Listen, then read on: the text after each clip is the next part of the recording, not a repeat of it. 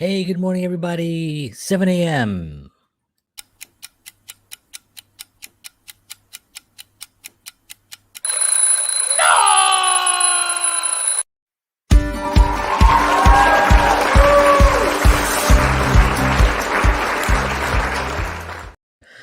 Hello, hello. Good evening. Good evening, I said. Oh boy. It's evening somewhere, I suppose. Good morning, everyone. Welcome to 7 a.m. My name is John Henry Soto. It is the 1st of March. Welcome, March. Man, what a year is flying by already. Um, Hope you're all having so far a great couple of months in 2021 and getting back to sort of some type of normalcy. Not that we'll have that again, but there will be more freedoms, I'm hoping, and more abilities to go out and create, do things. I had a pretty great weekend. Went to New York yesterday, actually, for the first time in quite some time.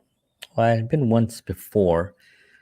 That was the first time, which was about two weeks prior, and just it's such an interesting experience going to New York now and seeing the greatest city in the world with labels and all these signs and masks and I mean, growing up in New York, I always had the idea that New York was invincible and you know the city that doesn't sleep and all these cliche things that you hear about New York City. And for me, it was always pride, and I'm still proud of New York City. I love New York City. Um, just sort of seeing it the way it is now is sort of sad, and people just going right along with it. Certain things, walking on certain pathways. I mean, wow, it was really dramatic, very sad. But that's where we are, and this is something that we have to get through, and we will get through this, and it will pass, and we will have a normalcy again. People will always say, "Well, this is the new norm." If you're saying that you've given in to freedoms, you've given in to the possibilities of being able to do the things that you want. Um, People sometimes will give up will give up their freedoms for the sense or for the idea, for the illusion of security. And so there's a lot I have to say on that. Obviously, I don't do it on this morning show, but um, definitely we are going to have a wonderful freedoms, and that's a guarantee. Absolutely. All right. So today, I wanted to go into a little bit of kind of comparing yourself, and it sounds so simple to say it that way, right? But it's not just the comparing yourself, because I think what happens is that we tend to look at others to see what how that reflects on us, to see how we're doing in comparison, or how we measure up to that level of whatever they're whatever they're doing. And in definitely in the arts, it's a huge mistake, right? I mean, if you're an actor, if you're a filmmaker, a musician, a dancer, a singer, um, a writer, whatever, a painter, whatever it is that you do, whatever it is that you create, if you're doing it and looking at it, and then looking at that person there and saying, is it as good as that person's? You've disrespected your own art. And that's what I want to talk about a little bit. I want to talk about not just the comparing yourself, but really the disrespecting of your art and who you are as a spiritual being. And that to me is a massive um, pain that people run through in the arts, especially younger people who are coming to New York City for one. So many New Yorkers that I saw when I was working at the health clubs. I would see these kids come in from other states and get ready, come in here to be an actor, right? Because I hired actors, performers, because an actor for the health club industry was really great because they had flexible hours. They can work at odd times. I could hire them. They also were were very an actor is usually very, they can communicate. They can look someone in the eye because they've studied scenes and they're studying communication. So I would hire actors, if they came through the door, and they were good, obviously. But so I would see them come into the city, and there are so many distractions in New York. That's number one. I mean, New York City is just filled. You can just walk down the outside. I had a club in on 49th Street and Broadway in New York City. I mean, just a few blocks away from Times Square. And you walk down Times Square and you can see three or four shows out in the street, people playing their drums, their singers, the dancers, the the lights. Everything is just very, very distracting. There's just a lot going on, and these kids, um, they fell into the trap. Another thing was birthdays. Like, everyone had a birthday. Everybody and their mother had a birthday coming up. So I got to go to this person's birthday party. They have a birthday gathering. They have a birthday. And I remember telling one kid, I was like, listen, everyone's going to have a birthday at some point. You can't go to all of them. You got to focus on your work and focus on what it is that you're doing. She didn't listen. But I just remember thinking, like, people would invite me to stuff, and I'm like, oh man, I can't go. I got to work. I got stuff to do. I got, even if I didn't have work, it is work because I'm working towards something, right? So it is my job is, I'm either working on, or I'm either writing, and I can't go to everyone's birthday party, right? It's just, especially when you know a lot of people. It's like there's a birthday every week. What am I going to get done on the weekends then? You know, Now if it's a friend, a very close friend, you go. But if it's something that's going to pull you away from your goals or from something you're working towards, you got to move away. So just to get back on track here, um, so when you look at someone, what you have to remember is that that person is an individual, just like you're an individual. There's only one you. You will never be anyone else but you. Your gifts are yours. Your gifts are yours to sharpen, to share with others, and only you can share those gifts. No one else can share those gifts. So someone else may have a better vocal range. Does not mean that they're better. Does not mean that they have more opportunities, right? I mean, you can look through some singers throughout history that have not had vocal range but had something else. You know what they had? Confidence, because it was them. They were themselves. They were being themselves. I always use Mick Jagger as a perfect example, right? Has a really great voice for what he's doing, but wouldn't say has an amazing voice like a Josh Groban or Michael Bublé or um, you know um, what's his name, Tony Bennett, right? He doesn't have that type of range, right? He doesn't have those skills, but he is himself. He's never compared himself to anyone. I'm pretty sure he hasn't, because no one can compare to, who is he going to compare himself to? You know what I mean? He might have been inspired by other artists or something, and that's a different thing. You can be inspired by someone, a friend, or famous artist, but to compare yourself to the point that is debilitating is really where it gets dangerous, because then people don't create on their own art and they lose themselves. They lose themselves spiritually. Their talent is lost. They alienate themselves from their friends because they just don't feel like they're good enough. I know some filmmakers, one particular one that has been working on a script, and I've known him for over 10 years. And I think it's been about 10 years that he's been working on a script, because he's like, wants it to be perfect. He wants it to be ready. And it just, it's like, what are you waiting for? And I think it's just fear. It's fear of failure. And that's really the second component of this, right? Is what That's why we compare ourselves, because we see that person is successful. So if I'm like that person, then I can be successful. And it doesn't work that way, right? It doesn't Definitely doesn't work that way, right? There's a lot of singers out there who are trying to be like Mick Jagger, but who's gonna be like Mick Jagger? Nobody's gonna be like Mick Jagger, right? Mick Jagger is Mick Jagger because he's unique, he's different, he's confident, he knows that he's different, and that makes him what he is.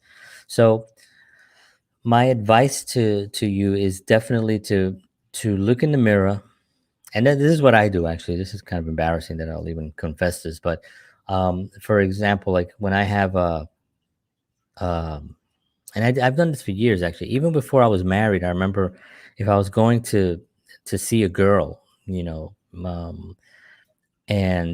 I'm short. I used to have hair. I don't, I'm balding now, which doesn't really bother me. I don't really give a crap. But um, I used to. I mean, I always dressed decent, but I remember looking in the mirror and look trying to fix my hair as best as I can. I'm gonna go see a girl and put on my best clothes and look. And at the end of the day, I'm just a short Puerto Rican from the Bronx, and I remember looking at myself in the mirror and being like, well, this is what it is. This is what I got.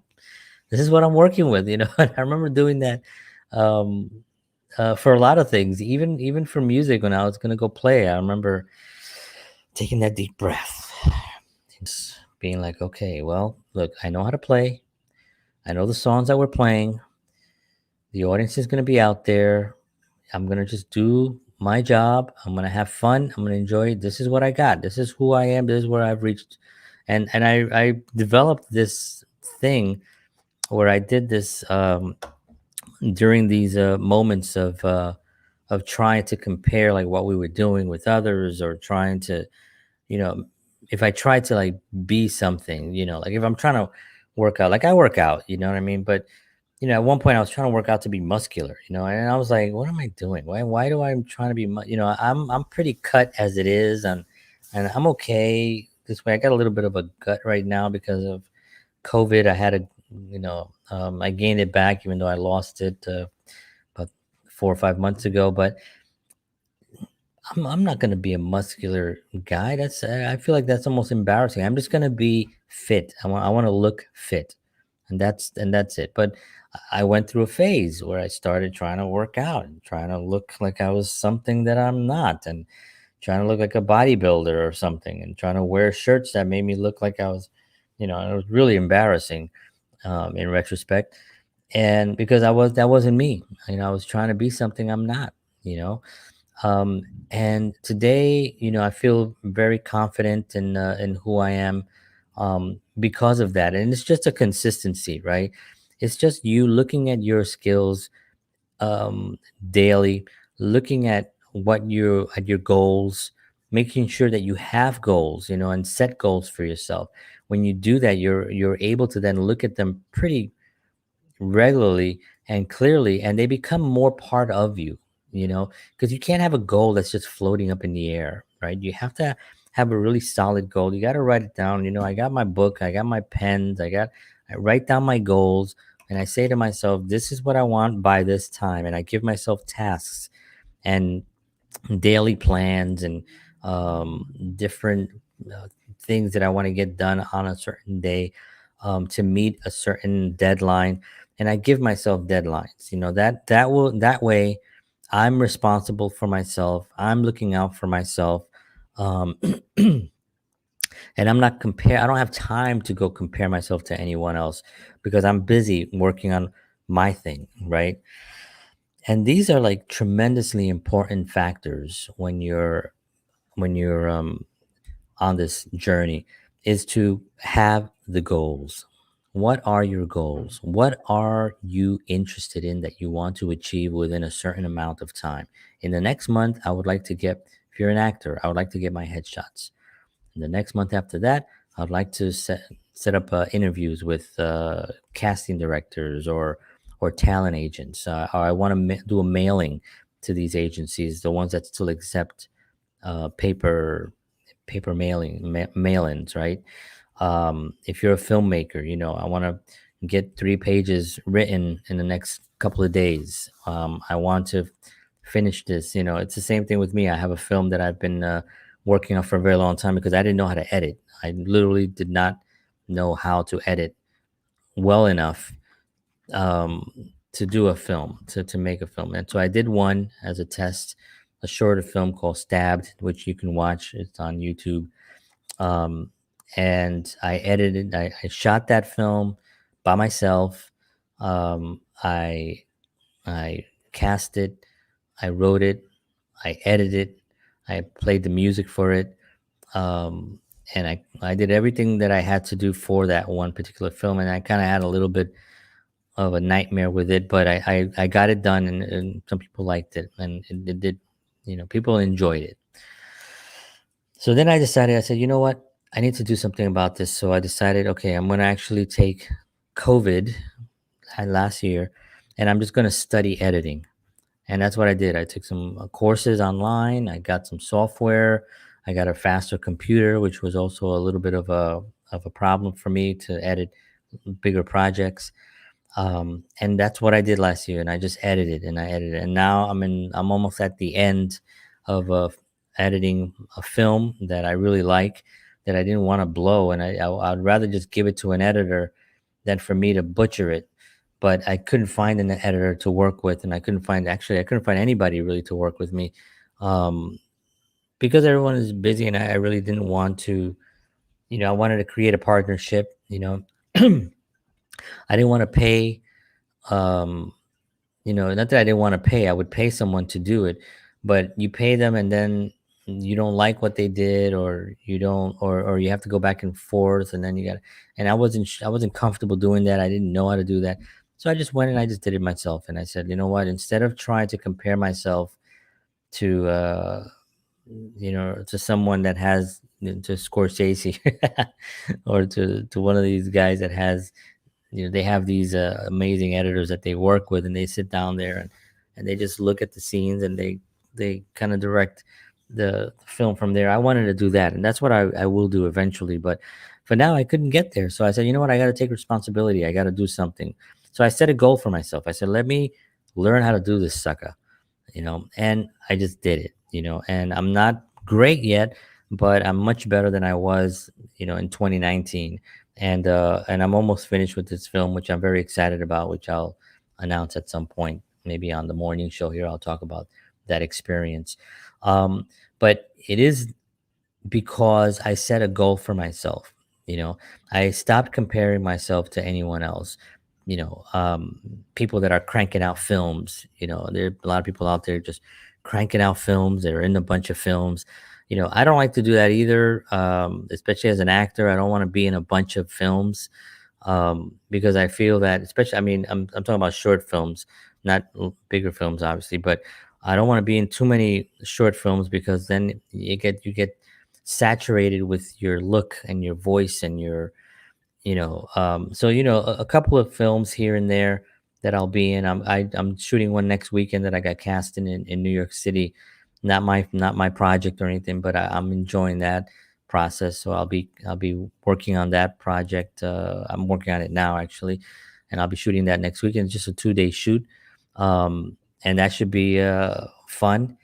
And that's pretty much. And then I think I have one more that I'm doing with my friend Daryl Denner. I think he's got a film, and there was another friend. So I might this year maybe do three, and that's a very, very maybe. There might be just one or two, um, and that's all, because I don't want to compare myself to actors that are like always on, always getting cast and stuff, and their films are always in festivals, and I really want to get myself a proper agent. I don't have an agent anymore. I gave up the last agent. He didn't do what he was supposed to be doing. And I understand with COVID, and it was a little bit different, obviously. So I wasn't expecting anything during that time, but I was expecting some communication. um, and so I'm totally fine not having an agent, not having a manager, but I do want to get representation properly. So that's my goal. I have a goal, and I'm not comparing that to anyone else. I'm actually just achieving my own goals based on what it is that I currently need. And that's really the bottom line. What do you need? What do you need to make yourself happy? You know, what that other person has is not going to get you there. To sum up today's talk, you're unique in the sense that there is no one with your DNA. There is no one with your skill set. There is no one with your look, your voice, your sensibilities. You are unique in those respects, and you are special. You were made special. You were made to create something special. You were made to inspire others, and that to me is the most important reason why you should not compare yourself to anyone else. It's because you're disrespecting those gifts that you've been given, and you are not using them to empower yourself. You're using them to to basically weaken yourself, right? And your abilities are tremendous. You yourself don't even know how much power you have. We don't know how much power we have as spiritual beings and as creative human beings. We don't know how important we are to influence others, possibly millions, and that is where the comparison really destroys those opportunities and abilities. So get out there, do the things that you love, make today great, because I know that it's in you, and you know that it's in you. Being that other person ain't gonna get you there. Just be yourself, love yourself, and make it happen. All right, folks. Thank you very much. I will see you all tomorrow morning. Oh, before I go, I wanted to just recommend. I had a show a couple of days ago where I was talking about books, and I couldn't find the book. Anyway, I found it. This was the book, Grant Cardone's 10x Rule. Go out, get this book. It's really amazing. It teaches you how to take one thing that you want to do and 10x it, mean it 10 times as good, whether it's money, whether it's 10x your relationships, whether it's business growth, whatever it is. 10x is the book to get. Next book is Dean Graciosi's book. He's a great guy. He's a kind of a funny character too. Millionaire Success Habits. He basically just interviewed like millionaires and saw what their habits were, and it's very interesting. Not everyone's going to have these habits. A lot of things here that I don't do, or I don't. It doesn't fit into my world. But a really great book to read because it has a lot of great insight into the mindset of someone who has tremendous success. And I think this is a book for that everyone should read. So anyway, those two books, check those out. And I will catch you all tomorrow morning. Thank you very much. God bless you. Have a wonderful day. Make today great. Do the things that you love and take care of yourselves. God bless you all. And as always, peace.